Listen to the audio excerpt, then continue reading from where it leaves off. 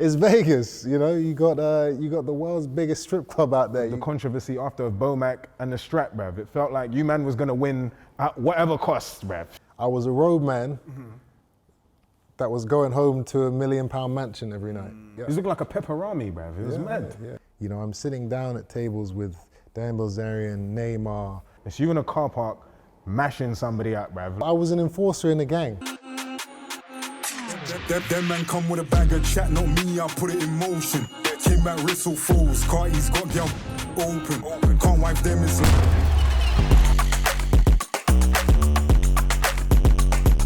Big man ting, yeah? I'm back, bruv. And you already know me with my 3 favorite things: money, gyal, and boxing. So I've linked back up with one-on-one boxing to give you a brand new episode of the main event, bruv. If you haven't watched the show, then what you doing, bruv? Go watch the ting. But anyway, I'm back today with my brethren to talk about boxing, business, life, and love, bruv. I wanna know how the gyal act towards you when you're a big name fighter, how much peas you're getting for a pay-per-view fight, and I wanna know what it's like boxing under the stars of Vegas and into the deserts of Saudi Arabia, bruv. Shout out to His Excellency, bruv. What'd you say about my mum, bruv? Yo, what'd you say about my mum? Dickhead. Bow. Yo, I'm tired, bruv. The weights are light, but the watch is heavy, bruv. Is it like a Mr. Miyagi thing, bruv? Don't even understand these foot things, bruv. They're like man's putting on a thong, bruv. That's mad. Fuck it, though. Yo. That's enough, innit? You get me? Misfit, shout me, bruv. I've come down to Churchill's boxing gym in South London to talk to the one and only Chris Eubank Jr.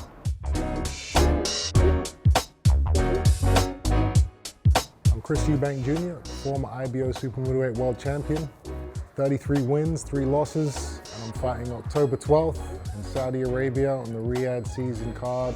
Eubank is a name that everyone knows, from the Mandem to the Nandem. His dad, Chris Eubank, was one of the biggest boxing stars in the 90s. I grew up watching this, brother, and now Eubank Jr. has built an even bigger name of his own. What do you want to get from today? I'm not gonna lie, bruv. I need some advice on how to make some peas, bruv. I'm not gonna lie. I need to know where he gets them jackets and what gyal he's chatting to, bruv. I'm trying to be like him. What kind of person are you? Well, in the boxing world, I'm a villain, I think. I get booed into every arena I walk into. But in real life, I'm actually a pretty good guy. When he's not mashing up man in the ring, he's hanging out with Neymar, playing poker with Dan Bilzerian, and in general just doing dope shit, bruv. Think about Chris Eubank Jr., what comes to mind? That Louis Vuitton jacket, bruv. That's the first thing that comes to mind when I think of Chris Eubank Jr. That custom-made Louis Vuitton jacket.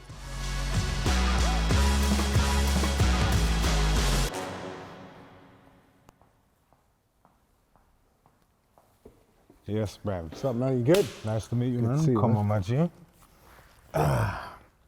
Yo, bruv. You're looking good, man.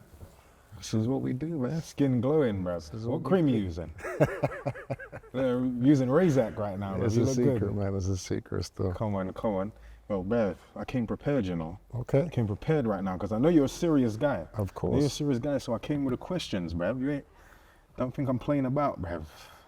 Ready to lock and load. Where'd you get this jacket? This is a beautiful jacket you got right now. I got this from Dubai, actually. Python, you know, you got to come correct. That's a that, real you know. snake, bruv. Of course, man. That's a real, they It's killed the snake for this a whole jacket. snake out here. Bruv. I got something like that. It's from Zara though, but I like this thing, you get me? That looks nice. Yeah, now thank you for coming on because I know you don't really do interviews and that. You're a serious man, bruv, so I appreciate you for coming on. You get me? Anytime, anytime. Have you just flown in from Vegas? No, I've been out here for about 3-4 weeks now. I was away for pretty much a year. I was in Dubai, then Vegas for 6 months training, living life. But now I'm back here doing my first camp in the UK, so that's exciting. And no, my first camp in London. Of all the years I've had in this country, I've never had a boxing camp in London. I didn't want to retire without having a camp out here, so I'm 5 minutes down the street in Westminster. Don't give the address, bruv. The man is active, bruv. You get me? We're all good here. 5 minutes away from the gym, great location, beautiful views. You can see Big Ben in the Thames every day. It's great, man. So you did just mention that you stayed in Vegas, living life. Yeah. So I got to ask you on that because Vegas is a mad thing. Yeah. So what was Vegas like? Vegas, you know, if you have the discipline to stay on course, then it's actually an amazing place to train and to fight, to have your camps. You know, the facilities out there, Top Rank Gym, Floyd Mayweather's gym, all the amateur gyms out there. That's where I built my amateur career. That's where I started. I had my first 10 amateur fights there. I went to high school out there actually when I was 17. You went to high school in Vegas? Yeah, for 2 years, yeah. So I have a background there. So I don't get caught up in the glitz and the glam and the hype of Vegas. You know, when I'm there, I know how to kind of just focus. It's like a home for me. Some fighters might not have the discipline to be out there, you know, because, you know, the strip. So let's get into that. The strip's a dangerous place. I got to ask you this though. So serious things here. What's the gyal them saying in Vegas? I just want to know about it. It's Vegas, you know. You got the world's biggest strip club out there. You got parties and clubs and pool day parties every day. It's there's a lot of distractions. There's gambling, there's casinos, there's events. You know, that's all a lifestyle that can be very detrimental to fighters coming up.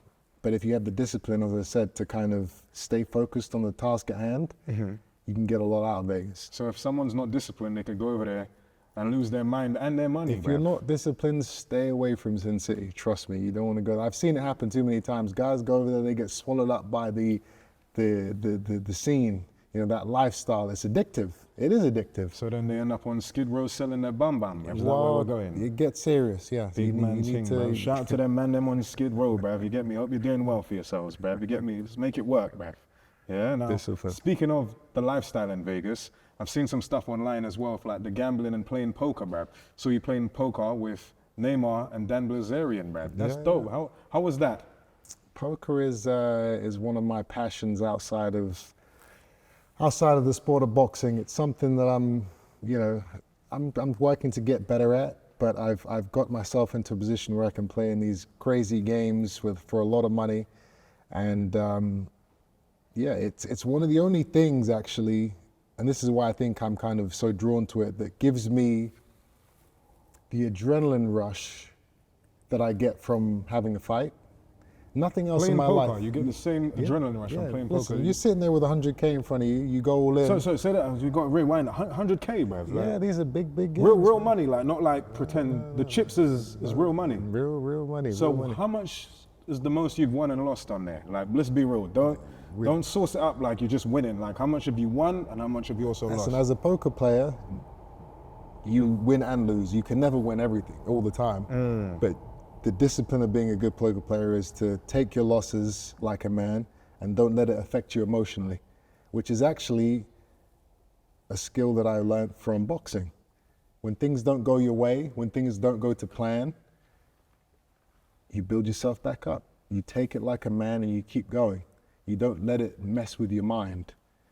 You know, I've had some bad situations where I've lost hundreds of thousands of pounds in poker, but I know that if I keep playing correctly, eventually I'll win. And I've been on the winning side. I've won hundreds of thousands too. So it's about what are your results at the end of the year, not about any one night. Would you say that losing money in poker is potentially worse than losing a fight? Is the feeling similar? No, because in poker, you know, you can lose a sum of money, but you can win it back in a second, or you can lose more. But you have the opportunity to keep winning it back. In boxing, if you lose a fight, that's it, the fight's done. So it's one of them things where, you know, the adrenaline of those ups and downs is the only thing that really comes close to me in a fight situation. No other aspect of my life do I get that heart pump, you know, where you got a lot of money on the table and you're all in, you're waiting for something to happen. That little heart pump there, that's addictive. I noticed you're very intelligent, bruv. You skirted around the loss, bruv, like how much you lost. I know you didn't want to say that. You bamboozled me, bruv. You didn't want to say it. But is it a lot when you say hundreds of thousands? Is that for real? You're being for real? Absolutely. But on this, like I said, on the same side, I've won those types of money as well in one night. So it's about what is your results at the end of the year. Yes, I've been in bad situations where I've lost a lot, but I've been in more situations where I've won. I think. I'm pretty sure. Do you know some men that have lost and like they've... Oh, bro, that's another thing. When it comes to poker, you have to play with money that you can afford to lose.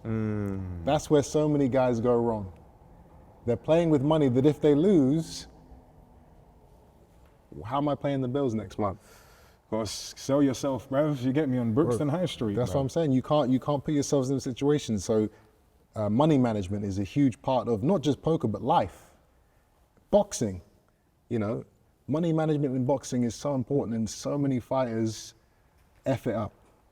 There's so many guys who won world titles and won big fights, and they don't have anything at the end of their careers. And they end up in gyms like this or training guys for nothing. Those type of guys, you know, they make the money, but they go to Vegas, they go to these places and they just blow it all. And then it's like, oh, well, now I've got to get it back. Now I've got to go into these fights when I'm 40 years old and 50 years old and try and make money. You don't want to be in them positions, man. Money management is a massive, massive part of the sport, and is not taught to, nobody talks about it. I talk about it. I've seen you also playing with a high roller, bruv, a legend in the poker thing, Dan Bilzerian, bruv. What's it like playing poker with him? Because he's a legend in the thing. See, this is another reason why I like to play, is the contacts you make. You know, I'm sitting down at tables with Dan Bilzerian, Neymar, Bruno Mars, Ryan Garcia, you know, Jimmy Butler, you know, all these people that you meet and you spend serious amounts of time with. You're there for hours at a time that you would never really meet in any other walk of life, and you end up becoming friends. They become contacts and associates and people that you see on a regular basis. That is another huge part of poker, is the connections that you can make. You know, me and Dan have been friends for a long time. Great guy, very misunderstood. You know, obviously he's, you know, known for being a playboy, but when you're with him, just chilling as boys, he's actually a very cool, calm, humble human being. So yeah, we get along. Kind of like myself, when I'm misunderstood, I think too. People see me, you know, they see the car and the house and the, you know, and the talking trash sometimes in interviews and the fights, but they, you know, that's one side of me. That's what I have to be when I'm in that zone, to go in there and fight another man in front of 20,000 people in an arena, in front of millions of people around the world. You know, you can't be the same guy that you are when you wake up in the morning on a Sunday, when you know, when you're just chilling. Have you ever been around him and felt a bit broke? Because I know he's super balling, bruv. Has there ever been a time when you thought, yo, bruv, chill out, man, you're moving mad? You know what, that's another reason what attracts me to Las Vegas, is that I'm around people that have so much more money than me. They're so much more financially free, and that, you know, you learn from that. You see the things you're doing, you see the business moves they're making and the way they deal with people, and it kind of pulls you up. You know, that's kind of why I moved away from Brighton, because in Brighton I was the big fish, you know. I feel like you was cleaning up in Brighton, bruv. I feel like you would just go on the weekend, bruv, clapping all the gyal up in there, bruv. Man, them is probably just hating on you out there, bruv. So you had to leave. Am I right? Brighton, I've got big city syndrome. You know, I don't like being in places where I can't elevate. You know, you want people that can bring you up. I didn't want to be the biggest guy in the pond. I wanted to be a small fish in a pond so I can become bigger. I feel like you are probably the biggest name from Brighton, bruv. After you, it's just RD, bruv. And no disrespect, I feel like you would be cleaning up over, man. You get me? RD's doing this thing, So, but yeah, we're both representing Brighton for sure. Big man thing. Now, you also have one of the biggest names in boxing. Iconic. The Eubank name is an iconic name. Growing up literally in the 90s, watching your dad, amazing. 90s icon, bruv, watching all his fights. It was amazing, bruv. Big up Chris Eubank.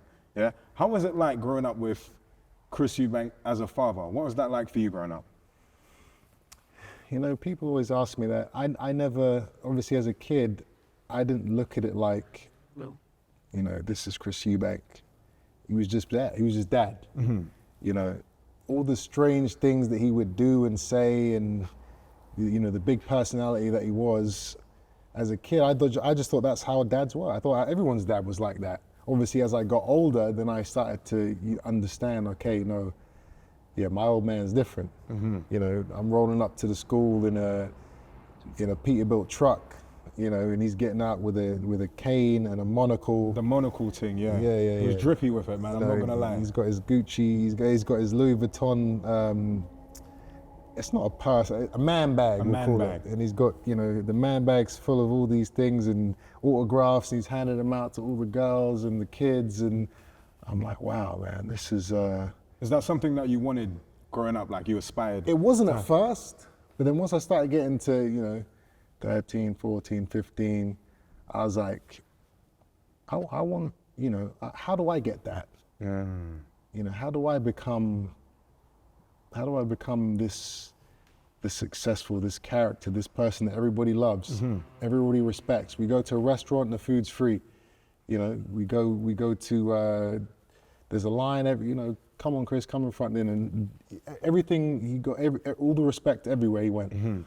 How do I get that, you know? And then it hit me, I was like, you know what? I want to fight. I think I could do it. And I was about 12. And I said, Dad, you know, I want to try it, and I want to box. What was his response to that though? He said, absolutely not. Why is that though? Why? Because usually a father would look at their son and say, I want to teach you these things that I've learned so you can sort of elevate in the same way. Why didn't he take to you wanting to do that? Because he understood, obviously, how hard, how horrifically cruel boxing is and can be, and all the things I would have to deal with to make it to anywhere close to the level he made it to. And, you know, the truth of it was he didn't think I'd be tough enough, you know? So he thought you were soft? I don't think he thought I was soft, but he just had no, he could not understand or see a way for me to go through the things he had to go through. You know, I grew up, you know, we were living in a mansion. I was going to private school. I had everything I wanted. Those types of environments as a kid are not what breeds good fighters. You know, fighters come from poverty, hardship, and broken homes. And the only way they can get out of these situations is to train and win those fights. You see, you said about growing up, some natural born fighters, they grew up in poverty and stuff like that. But I've seen a video of you online, bruv. I swear down, it was filmed on a potato, bruv, yeah? It's you in a car park mashing somebody up, bruv. Like he owed you money, bruv, yeah? Now, when I saw that, I'm not gonna lie, bruv, you definitely looked like you was a natural born fighter. So would you say that that's something that was just in you? Or did you have to actually, do you feel like you had to develop that? I don't know how it happened, but I was a street kid. I was a roadman that was going home to a £1 million mansion every night. It doesn't make sense. You was like Tariq from Power, bruv. Yeah. Big man thing. It doesn't make sense, but you know, that video in the car park, I was doing that every other week. I was in a scrap like that. So I was mashing up bare man. Yeah, that's what I was, an enforcer in a gang in Brighton. Bruv, you sure you want to say that, bruv? Listen, get me, bruv. 16, allegedly, 15, 16 years old, everybody's doing stupid shit. You know, it's just what you have to deal with, what you are as a kid. You know, you don't know better. That's one of the reasons why I ended up moving to Las Vegas, to get away from that scene, to get away from that lifestyle. But yeah, you know, you could see it from an early age that I wasn't. What was it about that you enjoyed doing? Like, I loved the competition. I loved the challenge. I have a guy in front of me and he's trying to take me out, and I'm going to try to take him out. And who's going to get to it first? Who's going to land that first punch? That was always just sexy to me, and it just turned me on. I don't know why. No Diddy, bro. You get me? No I hear you. I hear you. Still. I hear you. Though. It turned me on. It did. It was addictive, and you know, as a kid, I used to play every sport. I played badminton for my county, swam for my county, I was track star, rugby, football, cricket. Once I transferred over to boxing, I stopped all of that, and I've been doing all that since I was 8 years old. And I focused all of it into fighting. And I just knew that was it. You know, that's what I wanted to do. So would you say that it's not just the money and the fame and the things that came along with it, you actually wanted to fight and earn the respect of being an actual respected professional athlete? Absolutely. You wanted that as well? That was, you know, as a kid, that was probably the only thing I was thinking about. And if it wasn't the only thing, it was most definitely number one. You know, I want to be somebody. I can't be Chris Eubank's son for my whole life, because that's what I was for many years. As a kid, oh, you're that boxer's son. You're Chris Eubank's son. I was like, yeah, but. So you wanted a name within your own me. right? Yeah. How do I become me? How do I become my own guy? Okay, I got to be successful in this fight game. I got to work my ass off. I got to win these fights. I got to hone my craft. You know, and then obviously as time goes by, you start winning these fights. You start earning the respect. You start, you know, building your own legacy. You know you're real, you know, and you're showing people along the way that you're real, and then it becomes, all right, you know, I've put the work in, I've grafted for years and years and years. Now I'm at the stage now where I can start making some real money, some real money. So now that's when you gotta change from an athlete to a businessman. Not change, but you've got to add that side to who you are as a man. Yeah. So we've spoken about the grind. So let's talk about like the pleasures of winning, for example. So the money side of it, yeah? I'm not gonna lie, bruv. I was watching a build up to one of your fights, bruv. You was running in a Dior jacket, bruv. In terms of money, what's your vice? What's the most expensive thing that you've ever bought? You know, as sad as it is to say, boxers are not good with money. You know, we are notoriously poor at keeping hold of what we make in these fights. My father was no different. He made millions and millions. And this was in the 80s and 90s when millions was more than it is for a million now. Yeah. He still went bankrupt. He still lost everything, right? So I'm seeing that as a kid, and I'm seeing, you know, I'm seeing me having to go from a multi-million-pound mansion to living in a flat above a nursery as a young teen. I had to make that switch, and I'm thinking to myself, how has this happened? Okay, so, you know, yeah, you can make money, but it's not just about making money, it's about keeping it. How do you keep it? So I like how you just swiftly just bamboozled me, bro. I asked you about the P's and you just swiftly... we're coming to that. But my thing was always, from a young age, right, it doesn't matter how much you make, you can piss it all off. You can piss it all away if you're not smart, right? Okay. So my whole thing was save. I didn't go on holiday. My first holiday was in Miami, went with a few friends, but that was after I was like 15 and 0. Before that, I wasn't spending nothing. You wanted to earn it before you treated yourself? I didn't want to spend no watches, no cars, no jewelry, and that's where everyone messes up. Not just fighters, footballers and rappers and entertainers, you know, as soon as they get that check, all right, let me get the diamond watch, let me get the AP, let me get the necklace. They don't have the discipline to save and put it into somewhere which is going to work. So I saved for years and years and years and years until I could finally afford my house, which I'm now selling now for £2 million. But that was obviously my first big purchase. Before that, I was tight. You know, I didn't do nothing with no money. It was all saving up. So like when you say tight, say for example you went on a date, were you taking a gyal? Like what kind of vibes you showing up? Listen. Because to me being tight, bruv, is taking them chop in Shepherd's Bush, bruv. You get me £20, you get a 3-course meal. No, tight is, listen, you get this one, babe. I'll get the next one. That's tight. I never did that. Asking a gyal to pay for your Yeah, no. But that's real tight. I never had to go that far. But you know, yeah, listen, I was frugal. I was very mindful of where I was putting my money, because I knew I needed something that was gonna be there forever and was gonna build more money. I didn't want to buy a car because I knew as soon as I take it off the lot, I've lost half of what I just paid. That always just pissed me off thinking about stuff like that. So with that said though, what car are you driving currently? Currently, I'm driving a McLaren 720S. I've had it for years, but Bruv, I have to Google that, bruv. That sounds like some futuristic thing. Is that yeah, a McLaren? It's a bad boy car. So if I Googled it, we're seeing like a couple zeros. You're seeing a spaceship. Yeah, I took it over to Germany. I got it fully customized. It's a 101.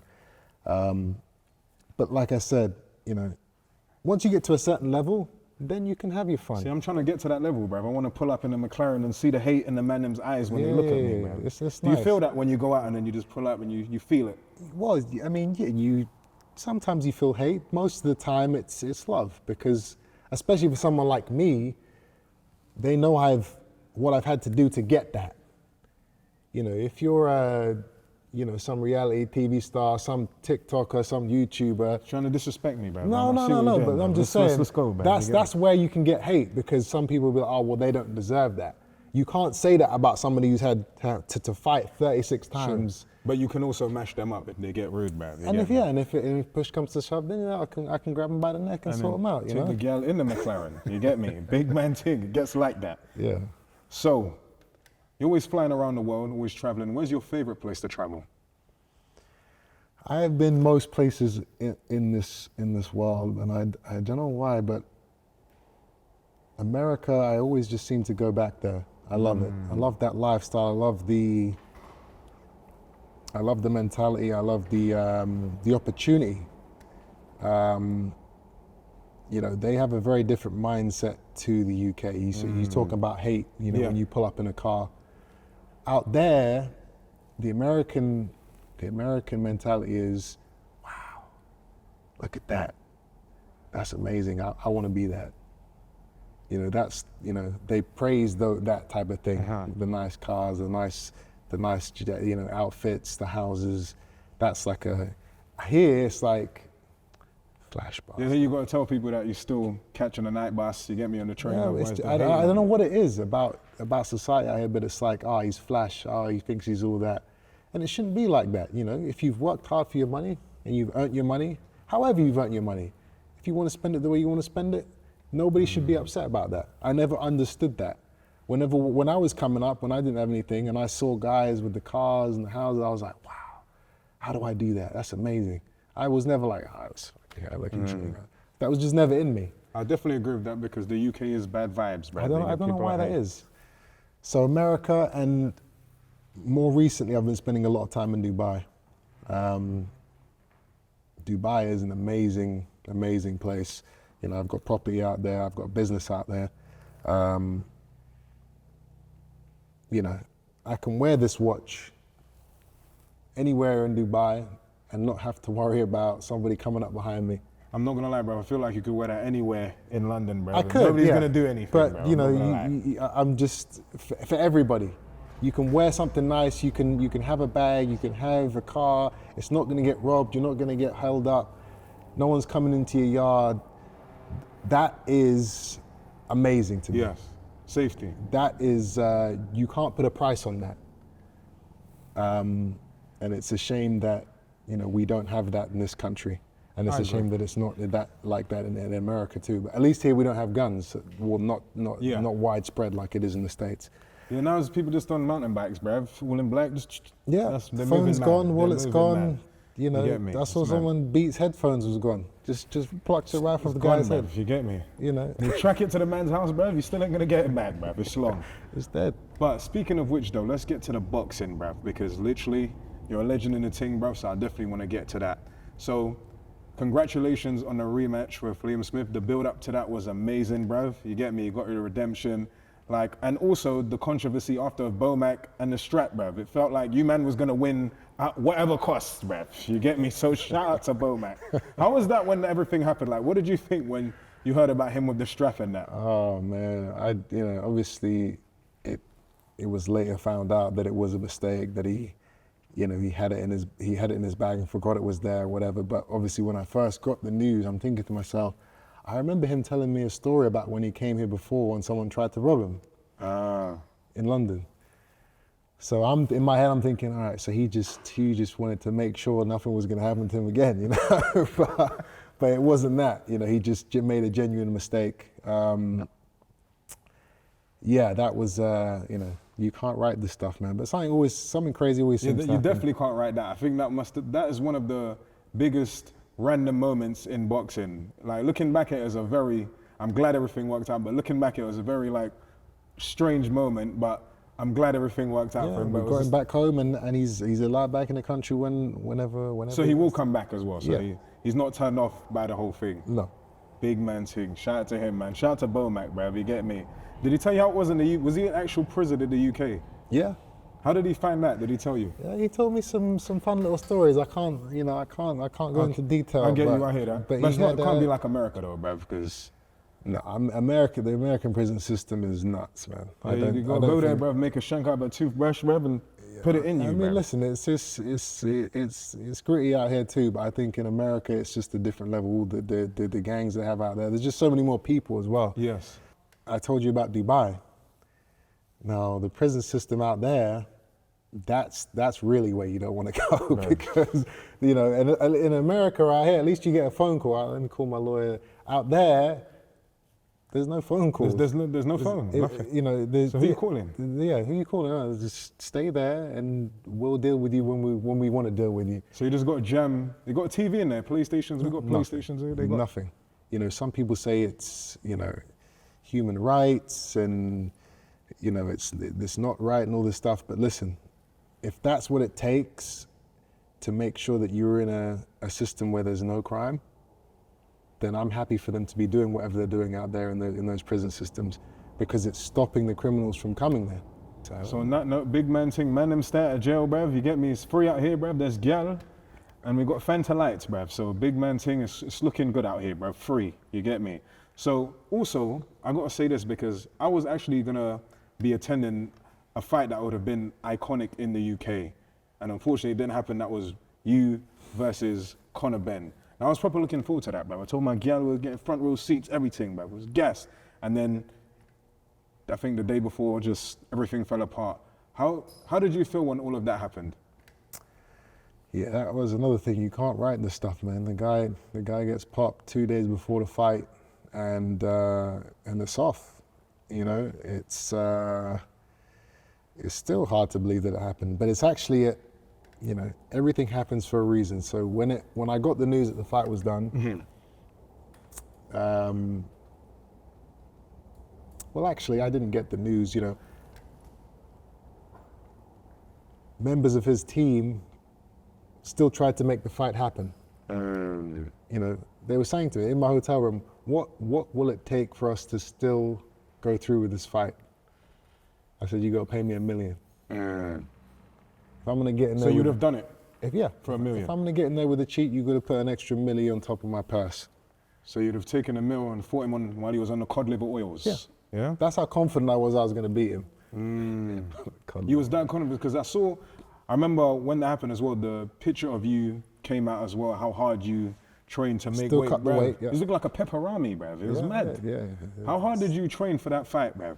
Listen, you know, the things you have to go through to make weight, it's most human beings couldn't even dream of it. You know, the starvation and the dehydration. I didn't have to go through any of that because the fight got cancelled 2 days before, but I still did it just to prove to everyone how serious I was.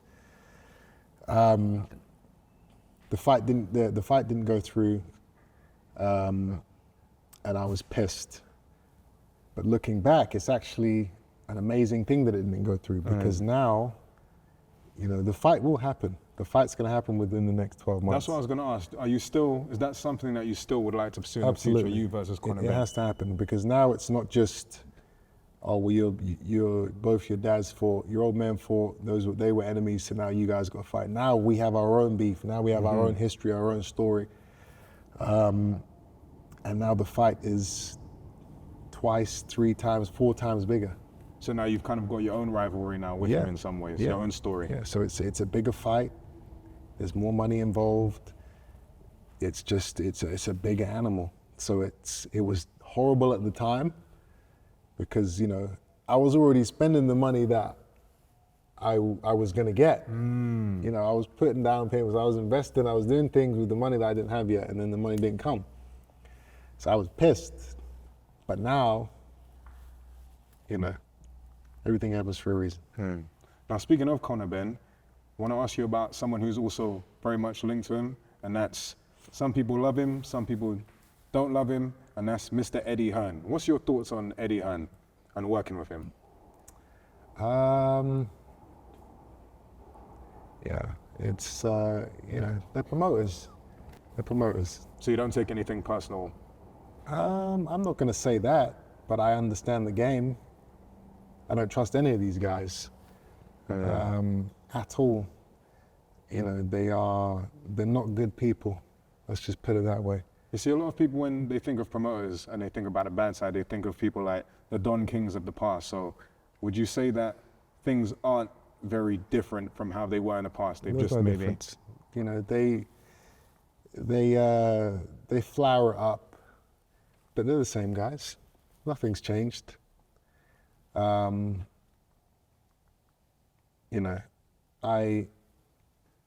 I now understand these, and I move accordingly. Now I have my own legal team, my own accountants, my own advisors. I don't just go off of what the promoters are telling me. So what you're trying to say is that the promoters are giving out death row Suge Knight contracts out here, bruv, moving mad. Disgusting contracts, despicable.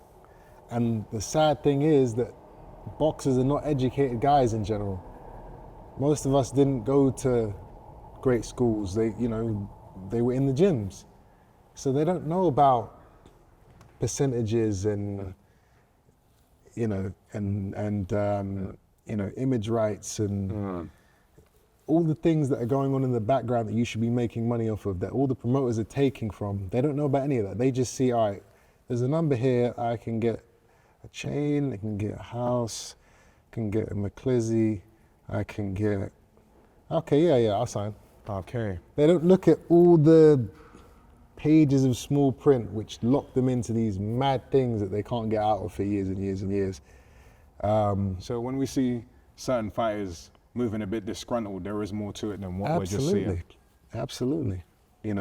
So many fighters have been screwed over by these promoters, and will still continue to get screwed over until people like me speak out and make people aware that these things happen, and you have to have people that are, working for your best interests. Before you sign a contract, take it to an independent legal team, not the lawyer that works for your bloody promoter. So not Mr. Fugazi, like we're not going to him, we're finding our own No, man. it's not that he's Fugazi, but he's not going to tell you all these crazy little things that you're signing into, because he's working with the promoter. So he's going to say, yeah, it's fine, just sign. Take it to somebody who has no affiliation with any of these guys, so they can look through it and tell you exactly what it is that you're signing and what it means and what's going to happen in a year's time or 2 years' time when your fight's over, when your number of fights is over, and because there's so many ways they can pull you back in and stop you from moving and stop you from getting paid, and it's mad. People have to know. Fighters have to know.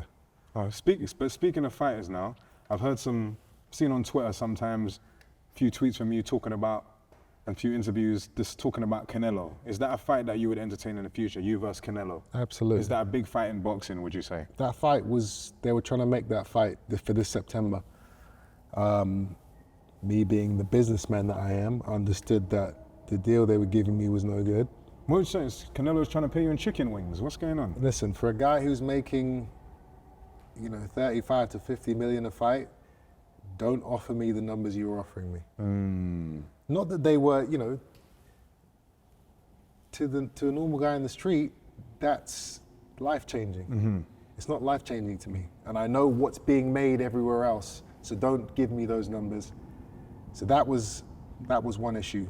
Another issue was, and the most important issue, I've been out of the ring for a year, okay? I'm not going in there, I'm going in there to beat Canelo. I'm not going in there to, just make up one of his shows like so many of these other guys do. Get a bit of money and bounce. No, I want that guy's scalp. You don't take a guy's scalp like that after being inactive for a year. I'm not thirsty for money, so I don't need to jump when you put a number in front of me. There's only a few guys that he can fight. I know that fight's going to be there next year. And by next year, I would have had 2-3 fights under my belt. I will be on a routine. I'll be on a schedule. I'll have my momentum, and then I'll go and take him out. Okay. Now, speaking of fighters, there's someone that you fought before. Would you entertain a rematch of them? And that's Billy Joe Saunders. What's your thoughts on him? Saunders, that fight will happen. You know, he's talking about having one warm-up fight and then fighting me next. Do you believe that? I believe it. I believe it. He's a disgraced man right now. When you say disgraced man, what do you mean? He quit. He fought Canelo for a payday. As soon as he got hurt, he quit. I'm not gonna lie, Canelo broke that man's face, bruv. Did you see the X-ray, bruv? He was looking like the elephant man, bruv. They had to sellotape his face. I don't care about all them pictures, all the excuses, you broken socket, whatever. He quit. He would quit on his stool. He looked up at his coach, get me out of here, coach. So you felt he quit? I don't feel it, I know it. I'm a fighter. I know when a fighter quits. And I can call it how it is because I'm somebody that has never quit. So I can talk about these guys quitting. Some people say, oh, you shouldn't say that, you know, he got in there and he quit. Because I'm somebody that's been in bad situations and hasn't looked for a way out and has always tried to keep going, no matter what I'm going through. So in the boxing world, he's a disgraced man. He has to try and redeem himself, and he thinks he can do that by beating me. And it would do that by beating me, but what he doesn't understand is that it's an impossibility. He will never beat me. So that's the past. Now we're speaking of the future now. You're going to be fighting in Saudi Arabia. How do you feel about that, and how are you preparing for that? Because that's a big deal. Shout out to His Excellency, bruv. His Excellency Turki Al-Sheikh is changing the landscape of boxing. He's doing great things. Riyadh season, Saudi Arabia. I'm excited, man. I'm excited to finally get in there and become a part of that movement, because it's a new movement. And fighting over there in Saudi it's an amazing opportunity for me to go out there, build that relationship, and then I'll be able to go forward and potentially have these big fights maybe out there. Or maybe that they will put them on over here or in the States or wherever, because they're putting on fights or shows in other countries too. So this is a very important kind of introductory to that outfit. And I'm fighting a solid guy, man. He's got a great record. I think it's like 22, 24-2 or something like that. He's been in there with Golovkin and Munguia. He's a solid dude, and this is the type of guy that is a great fight for me to have coming off a year layoff, get me back into the swing of things, and after that, sky's the limit. Now the last thing I want to ask you though, now it's not as serious as the serious stuff, but I still want to ask you. Celebrity boxing, we got Mike Tyson versus Jake Paul. Yeah, now I don't know about that one, bruv, because I'm not gonna lie, bruv. Mike Tyson is 185 years old, bruv, so don't know why I'm going for that. What's your thoughts on Jake Paul versus Mike Tyson? What's your prediction for that? So I actually trained with Roy Jones before his fight with Mike. Obviously Roy Jones is a completely different fight to Jake Paul. Jake Paul is young, he's active, he is, he's driven. I don't think that same drive is in Mike. Mike has the name, he has the history. We're not talking about history now. Now we're talking about what happens today. And today, it's you've got a guy who's old, who's done a lot of drugs, he's done a lot of things to mess with his body, and he's fighting a young kid. So it's hard for me to see how that could go well for him. So what we saying? We think Mike's gonna get smoked, bro? I don't know, because it still is Mike Tyson. He still has that dog in him. He's an idol of mine, an icon. So I would hate to think of him losing to somebody like Jake Paul. But it's just hard for me to see how he wins. I mean, the last fight didn't happen because of an injury he had, right? It's rough, man. Was he 60 years old now? 50, I know, but he's 185, bro. I checked the Wikipedia, bro. 185. It's he's an tough, old man. How you doing the camp? at that age, you know. Big man thing. But you know, I'm interested. It's still something I'll watch. Obviously, it's still something that brings eyes to the sport. Celebrity boxing is. I'm not against it. You know, a lot of fighters are out there. You know, they're pissed off. How come they're making all this money? They've been grafting and grinding for years and years, and they're not getting these paydays. And you've got these YouTubers and influencers coming in and getting big money. But it's like, well, if they're not going to do it in boxing, they're going to do it in somewhere else. So why not do it in the sport which you're connected to? Maybe you can get on the card. Maybe you can get some of the fans, you know, new fans. Maybe they'll become your fans if you keep doing your thing. You know, I see it as a positive thing. So if he smokes Mike, would you fight Jake Paul? I would love to fight Jake Paul. That's, you know, that's fun. That's free money right there. Big mental, putting that in the universe, bruv. You get me? But Jake Paul doesn't need to fight somebody like me. He doesn't need to risk. He can keep running through these guys that he knows he can beat and making money. He's never going to risk fighting a certified killer. You know, maybe a former certified killer in Mike Tyson, but nobody that's real right now. Just not going to happen. See, and on Big Man Ting, yeah, we're wrapping up. I'm here with the legend, Chris Eubank Jr. Bruv, thank you for your time. It's been an amazing interview, bruv. And after this, bruv, you've got to tell me how to get some money, bruv. Big Man Ting, main event, it's looking good, bruv. One-on-one boxing. Tell me, what did you think about Castillo? It was a good interview. I had fun. It's nice to not hear the same robot questions which you get from most of the other boxing media that I've been doing for years and years and years. It's nice to have a different kind of, you know, outlook and mindset from a guy who's asking questions, so it was good. Castillo, will you be seeing Chris Eubank Jr. again? Bruv, hopefully I see him again, bruv, because the way he spoke about Vegas, I need to get there, bruv. The biggest strip clubs, he was talking about men earning hundreds of thousands of pounds on poker, bruv. I'm trying to be sitting right next to him just so I can catch a little 10 G's, bruv. Just steal it. Yo, that's what I'm trying to do, bruv. That's episode 5 of the main event, only on One-on-One Boxing. Shout out to Chris Eubank and shout out to you guys, bruv. Make sure you like and subscribe on the thing, bruv. Yo! Bruv. Them man come with a bag of chat, not me, I put it in motion. Came back whistle falls, Carty's got gyal open. Can't wipe them, it's like